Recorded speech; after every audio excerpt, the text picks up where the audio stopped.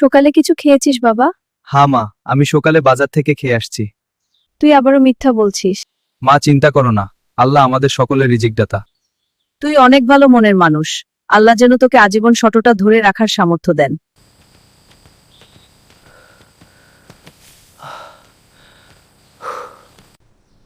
হে আল্লাহ, আমি গরিব ঠিক আছে, কিন্তু আমার মনটাকে কখনো গরিব করে দিও না।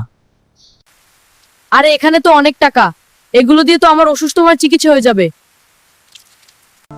আমি যদি এই টাকা দিয়ে মায়ের চিকিৎসা করাই হয়তো মা সুস্থ হয়ে যাবে, কিন্তু আল্লাহকে আমি কি জবাব দিব? রিজিক আল্লাহর পক্ষ থেকে আসে, ও ছোটটা থেকে নই।